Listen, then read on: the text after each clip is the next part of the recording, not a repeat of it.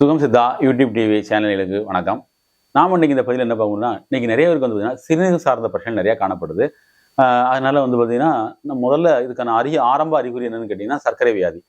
சர்க்கரை வியாதி இருக்கும்போது அவங்க கண்ணிடாம விட்டாங்கன்னா படிப்படியாக நோய் முற்றி முதல்ல பாதிக்கப்படக்கூடிய உறுப்பு சிறுநீரகம் தான். அதுக்கப்புறம் வந்து பார்த்தீங்கன்னா கல்லீரல். 2 உறுப்புகளும் பாதிக்கப்படும் பொழுது ஒரு மனிதன் தன்னுடைய உடல் சோர்வு, பலகீனம், அதே போல் பார்த்தீங்கன்னா கை கால்களில் மதமதப்பு, இருதயம் பாதிக்கப்படுதல், இது போல பல்வேறு வகையான பிரச்சனைலாம் அவங்க அவதிப்படுறாங்க.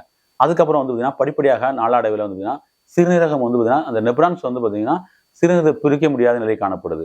அதனால வந்து பார்த்தீங்கன்னா சிறுநீரகத்தில் வந்து ஒரு சிஸ்ட் உருவாயிருது. இப்படி ஃபார்ம் ஆகும்போது சிறுநீரகம் தன்னுடைய செயலை இழந்துருது.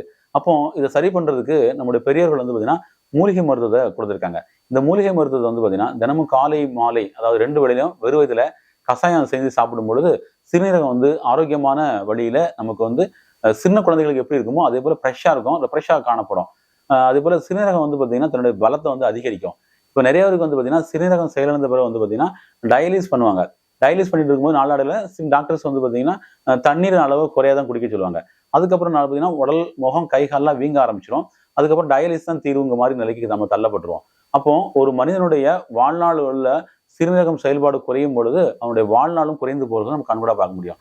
அப்போ ஒரு குடும்பத்தை வந்து பார்த்தீங்கன்னா குடும்ப தலைவன் வந்து பார்த்தீங்கன்னா இது போல நிலைக்கு ஆளாகும் போது அந்த குடும்பமே வந்து பார்த்தீங்கன்னா ரொம்ப மன உளைச்சலுக்கு ஆளாவாங்க, மனச்சோர்வுக்கு ஆளாவாங்க.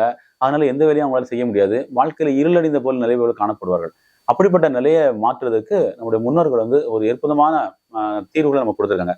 அந்த வழியில பார்க்கும் பொழுது நமக்கு வந்து தேவையான மூலிகைகள் என்னங்கிறத நம்ம முதல்ல பார்த்து தெரிஞ்சுக்கிடுவோம். இந்த மூலிகைகளை வந்து கஷாயம் வச்சு சாப்பிட்டுக்கலாம். அதே போல வந்து பார்த்தீங்கன்னா இதை வந்து செய்நீர் போல சுத்தி செய்து இந்த மூலிகைகளை ஃபுல்லாம் அந்த தீநீர் மாதிரி இறைக்கும் பயன்படுத்திக்கலாம். தீநீர் மாதிரி இறைக்கி பயன்படுத்தும் பொழுது அது வந்து ரத்தத்துல போய் உடனே கலந்து போறதுனால உடல் வந்து நல்லா வேலை செய்ய ஆரம்பிக்கும். இது வந்து எந்த விதமான பக்க விளைவும் கிடையாது.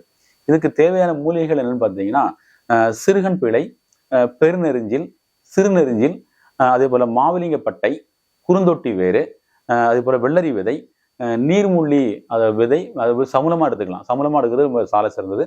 அதே போல வந்து மூக்கிரட்டை கீரை, இப்போ புனர்ணவான்னு சொல்லுவாங்க. இந்த மூக்கிரட்டை கீரை வந்து சமூலமா கிடைச்சாலும் நல்லதுதான். அதுக்கப்புறம் வந்து பார்த்தீங்கன்னா மாவிலிங்கப்பட்டை அதுக்கப்புறம் நம்ம பார்த்துக்கோம். அது போல கரிசாலை வந்து பார்த்தீங்கன்னா நம்மளோட கல்லீரல் டாக்ஸின்ஸ் எல்லாம் ரிலீஸ் பண்றதுக்கு நல்லா வேலை செய்யும். அதே போல சீரகம், கிராம்பு, சதகுப்பை, அதுக்கடுத்து பட்டை, அதுக்கப்புறம் வந்து பார்த்தீங்கன்னா சிறியானங்க, காட்டு சீரகம், அதுக்கப்புறம் வந்து பார்த்தீங்கன்னா தாண்டிக்காய், இந்த மூலிகைகளை எல்லாமே எடுத்து வந்து நம்ம முறைப்படி சுத்தி செய்து இதை வந்து பவுடர் பண்ணி இந்த பவுடரை வந்து பார்த்தீங்கன்னா அவங்க வந்து வெந்நில போட்டு கொதிக்க வைத்து, அதாவது 2 டம்ளர் தண்ணி வச்சாங்கன்னா 1 டம்ளர் சுண்ட காய்ச்சி இதை பருகி வரும்பொழுது அவங்களோட சிறுநீரகம் வந்து ஒரு 3 7 நாள் பயன்படுத்தும் போது தெரிஞ்சிடும், நல்ல மாற்றங்கள் உண்டாகும். அதே போல இந்த மூலிகையில வந்து பார்த்தீங்கன்னா இளநீர்ல ஊற போட்டு கிட்டத்தட்ட ஒரு 28 நாள் நன்கு ஊறின பிறகு, குறைந்தபட்சம் 11 நாள்ல இருந்து 28 நாள் ஊறணும். ஊறின பிறகு அதை தீநீராக வைத்து அதை வந்து 10 ml 50 ml தண்ணியில கலந்து சாப்பிடும் பொழுது மேற்சொன்ன அனைத்து பிரச்சனைகளும் நம்ம சரியாகிறத கண்கூட பார்க்க முடியும். அதனால உங்களுக்கு முடிந்தா பயன்படுத்துங்க. இல்லை மருத்துவர்கிட்ட கேட்டு கலந்தாலோசி இதை வந்து பயன்படுத்துங்க. உங்களுக்கு சிறுநீரகம் வந்து பலப்படுறதுக்கு ரொம்ப பெரிதும் உதவி செய்யும். நன்றி.